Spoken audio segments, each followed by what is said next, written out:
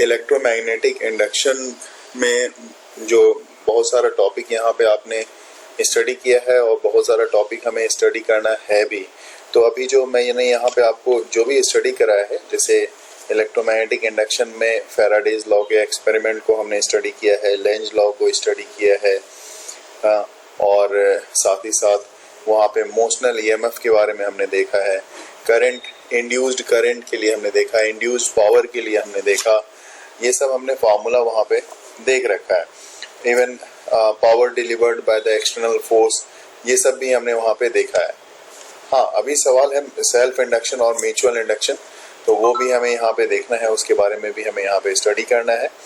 और एक हमें और पार्ट मिलेगा जिसमें हमें मेथड ऑफ जनरेशन या जनरेटिंग इंड्यूस्ड ईएमएफ कि कैसे इंड्यूस्ड ईएमएफ को जनरेट किया जाता है, वो भी हमें यहाँ पे देखना है। तो वो सारी चीज़ों को, लेकिन जो ईएमआई में हमेशा मैं बोलता हूँ कि आप लोगों से कि ईएमआई एक ऐसा चैप्टर है जिसमें सबसे ज़्यादा इम्पोर्टेंट हमारे लिए डायरेक्शन होता है, डायरेक्शन ऑफ करंट।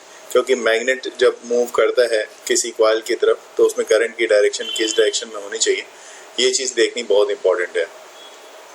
तो वन बाय वन यहाँ पे मूव करते हैं, देखते हैं। सबसे पहला क्वेश्चन आप यहाँ पे देख सकते हो।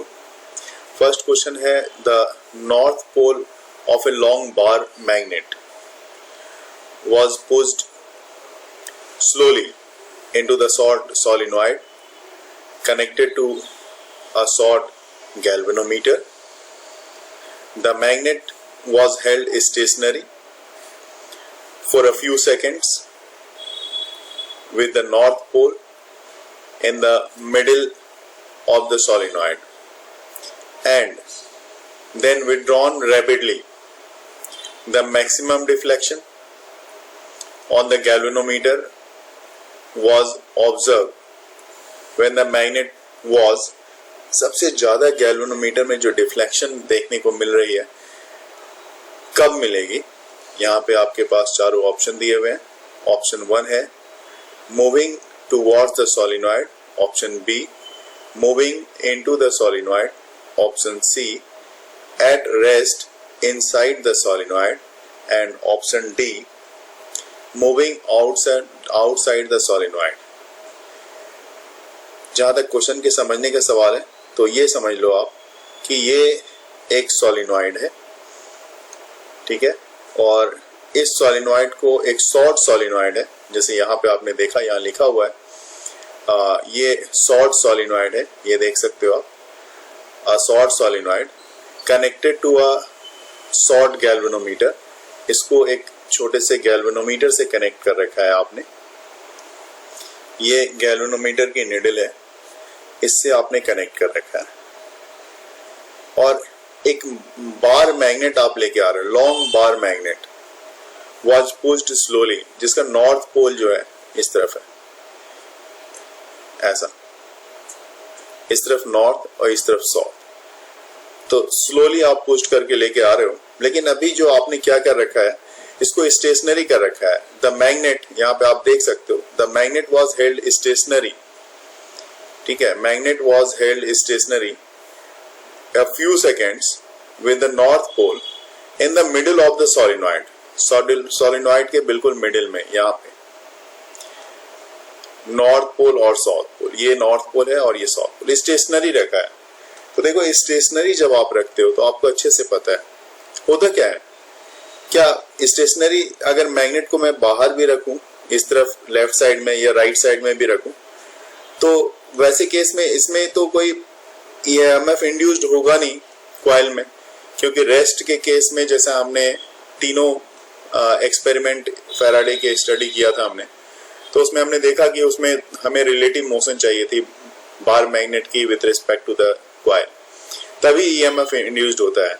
तो चाहे ये बाहर हो या फिर अंदर हो, ईएमएफ तभी इंड्यूस्ड होगा जब ये मोशन में होगा। यहाँ पे बार मैग्नेट जैसे आप मोशन में ले रहे हो, तो बार मैग्नेट को मोशन में होना जरूरी है। तो अब हमारे ऑप्शन के हिसाब से देखा जाए तो मूविंग टुवर्ड्स द सोलिनॉइड, ये कब सबसे मैक्सिमम डिफ्लेक्शन दिखाई देगा? ऑब्जर्व, यहाँ कह रहा है कि the galvanometer was maximum deflection of the galvanometer was observe, कब सबसे ज्यादा डिफ्लेक्शन इस गैल्वेनोमीटर में आपको देखने को मिल रही है?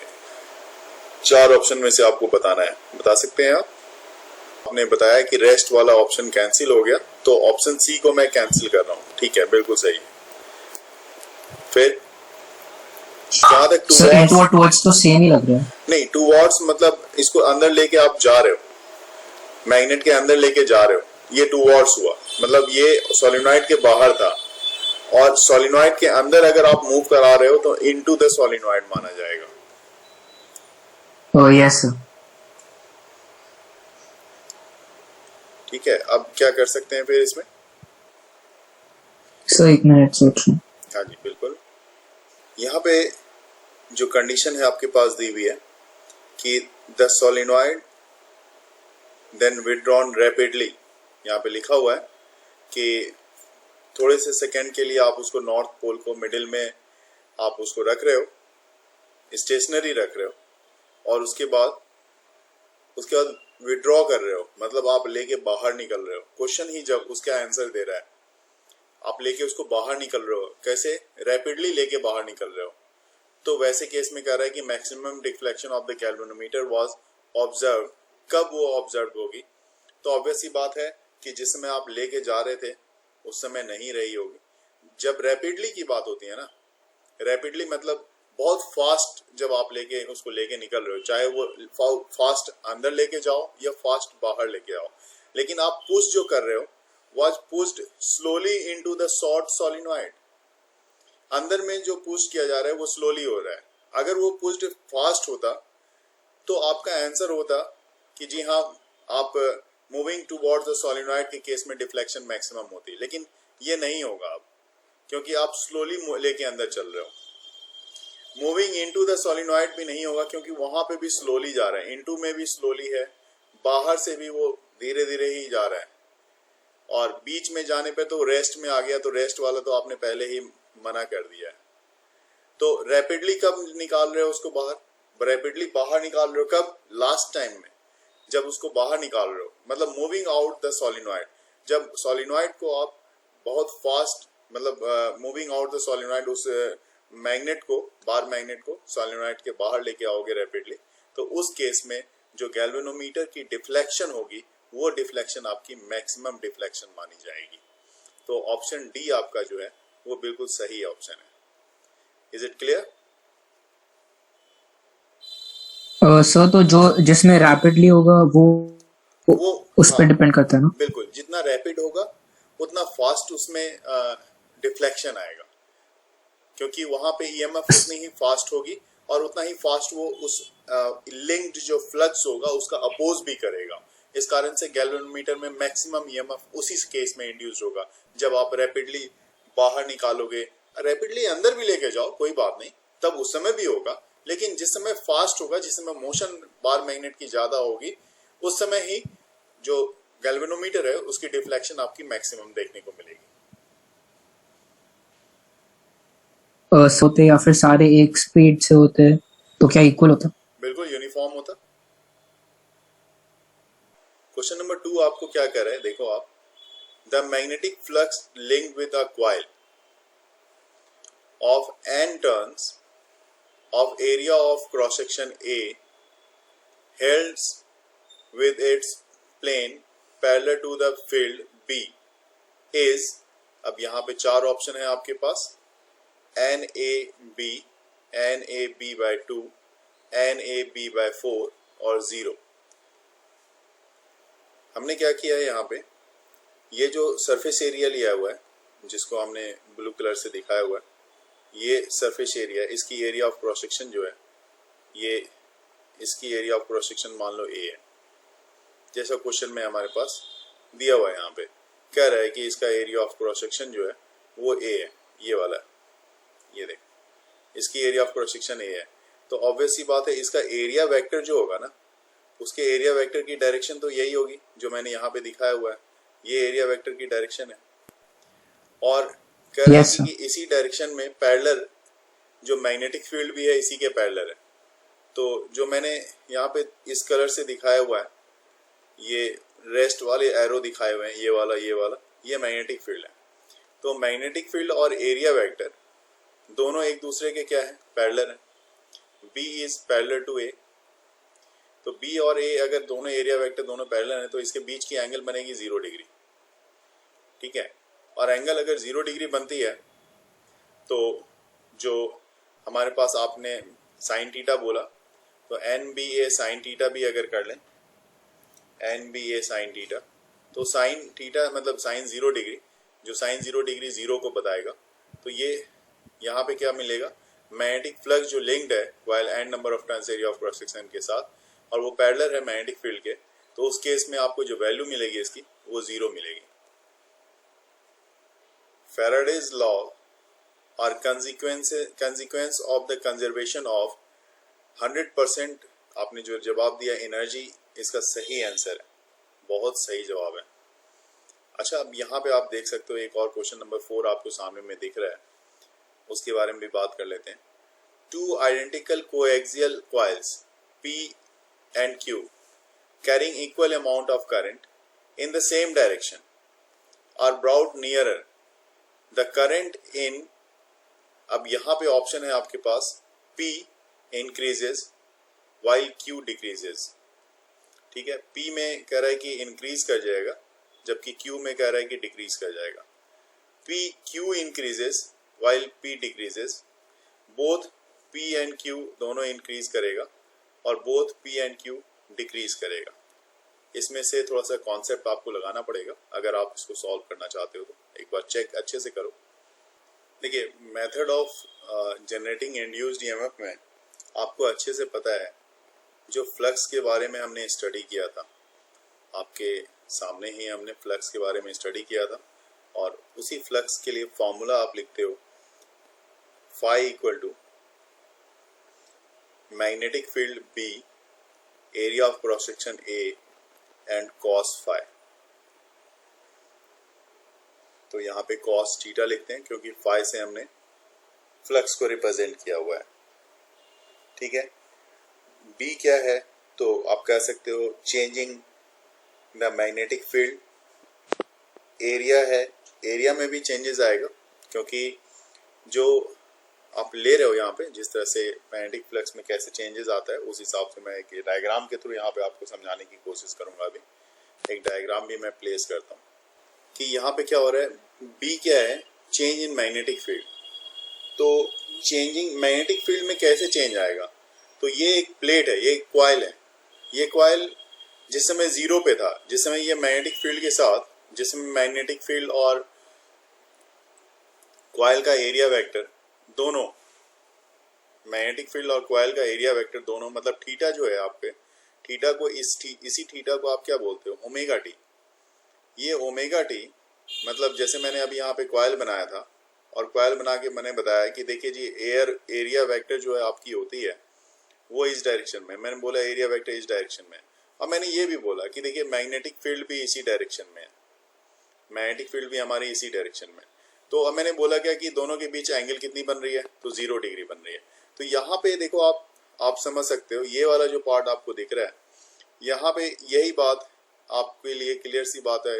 ये बता रहा है कि इसका मतलब थीटा यहाँ पे जो है आपका वो 0 है, ओमेगा टी 0 है, इसका मतलब थीटा 0 है। तो थीटा 0 है तो शुरुआत यहाँ से हो रही है इसकी।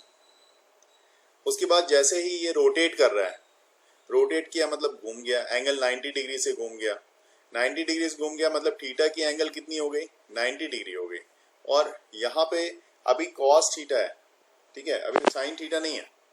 तो आप कह रहे हो कि भाई आप कॉस थीटा के बारे में क्यों बता रहे हो कि कॉस 0 डिग्री तो 1 होता है ना, फिर आप ऐसा क्यों बता रहे हो। तो चलिए यहाँ पे इसको अच्छे से समझने की कोशिश करते हैं, उसके बाद बात करते हैं। जैसे फाई मैंने बताया कि फाई इक्वल टू क्या होता है यहाँ पे, बी ए कॉस थीटा। तो फाई इक्वल टू मैं यहाँ पे लिख रहा हूँ बी ए कॉस ओमेगा टी, लिख दिया मैंने। और जैसा कि आपको पता है कि यहाँ पे कॉइल जो है, ये कॉइल रोटेट कर रहा है, ठीक है, और magnetic flux link with the coil changes.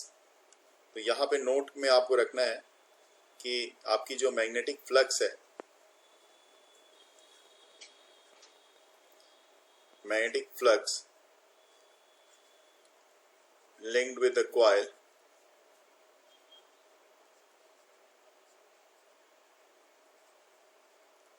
This one changes. और अगर ये चेंज करेगा तो EMF इंड्यूस्ड होगा, और जो EMF इंड्यूस्ड होगा वो d∅dt के इक्वल होता है।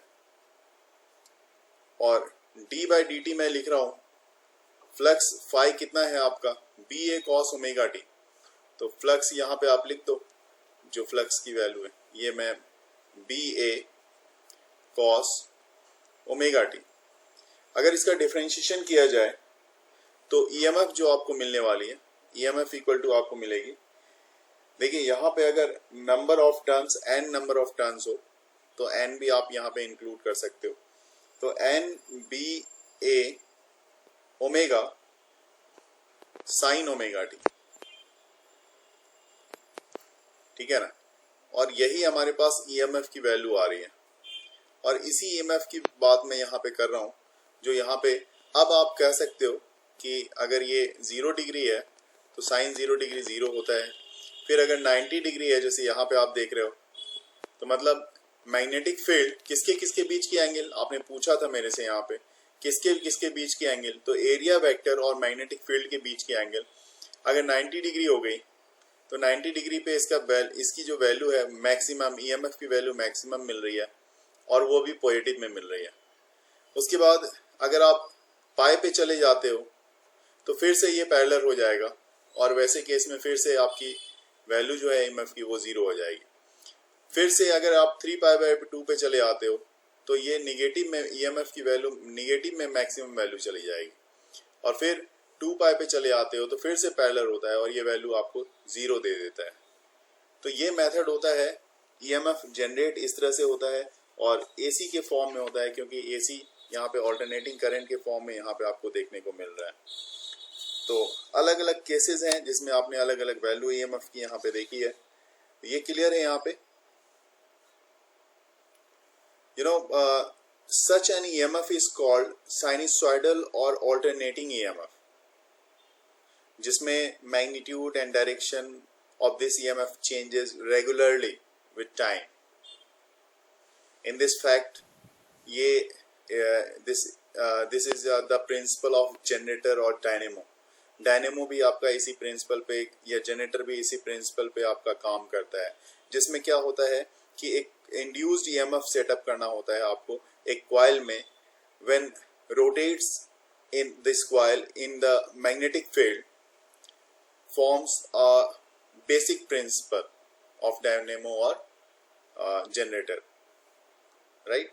इसको आप ये भी लिख सकते हो, E इक्वल टू, अब ये देखो आपके पास या तो N तो है ही, तो N B A और ओमेगा जो होता है वो 2π न्यू या 2π F से लिखते हैं। F फ्रीक्वेंसी या न्यू फ्रीक्वेंसी होती है यहाँ पे, F इंटू यहाँ पे आप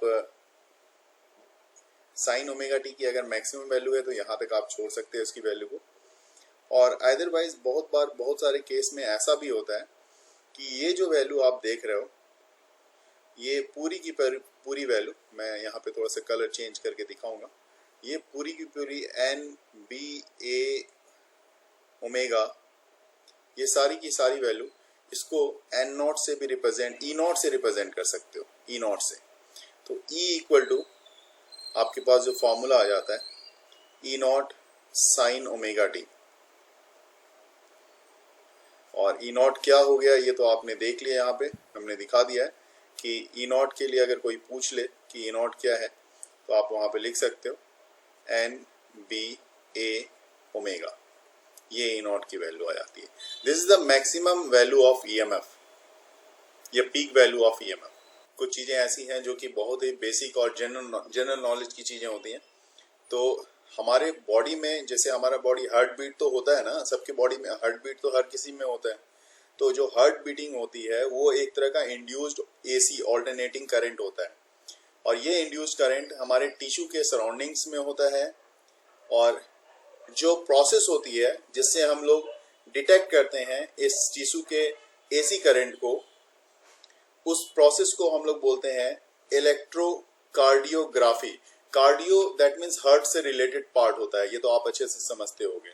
तो इलेक्ट्रो मतलब इलेक्ट्रिक, मतलब इलेक्ट्रिक से रिलेटेड जो हार्ट के बारे में जानकारी देता है, उस प्रोसेस को बोला जाता है इलेक्ट्रोकार्डियोग्राफी, जो कि बहुत ही वैल्यूएबल इंफॉर्मेशन देता है फोटो पैथोलॉजी से रिलेटेड, हार्ट के पैथोलॉजी से रिलेटेड काफ़ी नॉलेजेबल इंफॉर्मेशन देता है। और जैसा कि मैंने आपको बताया, ह्यूमन बॉडी जो होती है उसका रेजिस्टेंस होता है 120 किलो ओम का। ये काफ़ी नॉलेजेबल चीज़ है, इसको ध्यान में रखना चाहिए। जब तक मैं आपको फोर्थ के आंसर के बारे में बता रहा हूँ कि आपका फोर्थ का जो आंसर है वो आंसर है डी, बोथ। पी भी डिक्रीज करेगा और क्यू भी डिक्रीज करेगा जब दो आइडेंटिकल कोएक्सियल कॉइल्स जो हैं, मान लो ये पी है और ये क्यू है, इक्वल अमाउंट का करंट कैरी करता है सेम डायरेक्शन में, और दोनों को जब नजदीक लाया जाता है, इसको और इसको एक दूसरे के नजदीक लाया जाता है, तो the current in P and Q, दोनों ही केस में करंट क्या होगा, वो डिक्रीज करता है। क्वेश्चन नंबर 5 आपके पास देख रहे हो, सामने में स्क्रीन पे दिया हुआ है। Direction of current induced in a wire moving in a magnetic field is found using, option आपके पास दिए हुए हैं, Fleming left hand rule, Fleming right hand rule, Ampere's rule, right hand clasp rule. तो कौन सा रूल इसको बोला जाए? राइट हैंड है ना, Fleming yes right sir. Hand rule, बिल्कुल सही, फ्लेमिंग राइट हैंड रूल। अच्छा, अगला क्वेश्चन भी थ्योरेटिकल है, थोड़ा देख लेते हैं। लेंज लॉ से रिलेटेड है। Lenz law is consequence of the law of the conservation of, किस बेस पे ये लेंज लॉ है? ऑप्शन देख लो, charge, energy, induced EMF, induced current. Sir induced current. Lenz law is consequence of the law of conservation of. मैं आपको एक option इसमें थोड़ा सा आपको चाहूंगा कि आप अगर गूगल सर्च करना चाहते हो तो वो भी कर सकते हो। देखिए, लेंज लॉ क्या करता है, जितने जितने फोर्स से, जितने मोशन से, काइनेटिक एनर्जी के साथ आप अपने बार मैग्नेट को उस कॉइल की तरफ लेके जाते हो, कॉइल भी उतने ही एनर्जी के साथ उसको अपोज करता है। इसलिए हालांकि ईएमएफ इंड्यूस्ड होता है, नो डाउट उसमें, लेकिन वो जो लॉ ऑफ कंजर्वेशन का रिप्लाई करता है, मतलब जो रिस्पॉन्स करता है, वो एनर्जी ही है, क्योंकि हर हाल में एनर्जी ही उसकी स्टोर रहती है। ऐसा नहीं कि मैग्नेट उससे होके पास कर गया तो एनर्जी खत्म हो गई, दोबारा आएगा फिर से मैग्नेट तो फिर एनर्जी उसमें आएगी। और वही एनर्जी जो है, नॉर्मली क्या होता है कि इंड्यूस ईएमएफ के कारण जो है उसमें इलेक्ट्रिकल एनर्जी आती है, एक करंट जनरेट होता है, इलेक्ट्रिसिटी जनरेट होती है। देखो क्वेश्चन नंबर 7 है, a solenoid is connected to a battery so that steady current flows through it. Obvious ही बात है, बैटरी से कनेक्ट करोगे तभी तो स्टेडी करंट जाएगा। अगर हम एसी से कनेक्ट कर दें तो फिर तो करंट वेरिएबल होगा, चेंज होगा, साइनसॉइडली चेंज होगा। If an iron core is insert into the solenoid the current will, तो करंट क्या होगा? अब देखो, बड़ा अच्छा क्वेश्चन है ये, बिल्कुल सिंपल सा क्वेश्चन है। यहाँ पे इस तरह से बनाया हुआ है, देखो समझना। ये सोलेनॉइड है और इसको क्या किया, बैटरी से कनेक्ट कर दिया, ऐसे कनेक्ट कर दिया, और कह रहा है कि यहाँ पे बीच में आप क्या कर रहे हो, आयरन कोर को इंसर्ट कर रहे हो। यहाँ पे बीच में आयरन कोर को इंसर्ट कर देते हो,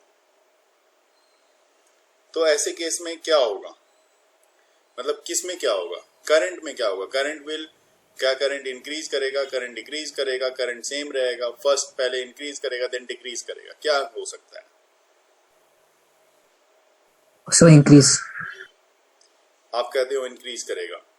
मैं एक प्रैक्टिकल करके देखता हूं, आपके सामने ही एक प्रैक्टिकल कर लेते हैं इसी पे, और देखते हैं कि क्या इंक्रीज करता है या नहीं करता। इंक्रीज करंट या इंक्रीज या डिक्रीज, तो अब यहाँ पे मैं प्रैक्टिकल कर रहा हूँ आपके सामने, देखना। मैंने क्या किया, एक इसी के साथ में एक बल्ब लगा दिया, ठीक है, यहाँ पे एक बल्ब लगा सकते हैं ना,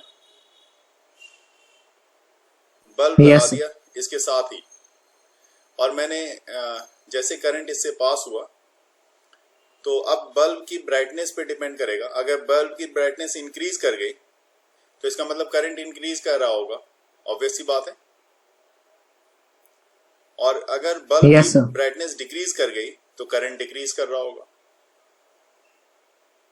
तो मैंने ये ऑब्जर्व किया जिस समय मैंने ये कॉइल इसमें जिस समय ये रॉड को आयरन कोर को मैंने इंसर्ट नहीं किया था, उस समय बल्ब की जो ब्राइटनेस थी, उसके बाद जब मैंने आयरन कोर को जब इंसर्ट किया तो बल्ब की ब्राइटनेस मैंने देखा डिक्रीज हो गई। बल्ब की जब ब्राइटनेस डिक्रीज हुई तो मुझे रियलाइज हुआ कि इसका मतलब ये आयरन कोर को इसमें इंसर्ट करने पे करंट डिक्रीज हो रहा है। तो अगर करंट डिक्रीज हो रहा है तो बल्ब की ब्राइटनेस जो है वो भी डिक्रीज हो रही है। तो इसका मतलब आंसर क्या होना चाहिए? Decrease. Yes. Which of the following statement is not correct? Whenever the amount of magnetic flux linked with a circuit change, an EMF is induced in the circuit. The induced EMF lasts so long as the change in magnetic flux continues. The direction of induced EMF is given by Lenz law. Lenz law is consequence of the law of conservation of momentum. तो check करना तो पड़ेगा आपको कि क्या सही है क्या गलत है। Sir D. डी बिल्कुल सही, इस बार आपने बिल्कुल सही किया। कैसे आपने डी को समझा इसमें? सर हमने ऊपर ही एक क्वेश्चन किया था जिसमें Lenz law was based on conservation of energy. Conservation of energy. तो यहाँ पे आपको मोमेंटम को कैसे लगा कि मोमेंटम होना चाहिए था? सर इसमें लिखा है ना नॉट करेक्ट, तो मोमेंटम की जगह एनर्जी होना चाहिए। बिल्कुल सही, D is the right answer, क्योंकि यहाँ नॉट करेक्ट की बात बोल रहा है ये। ठीक है, बिल्कुल एग्जैक्टली परफेक्ट।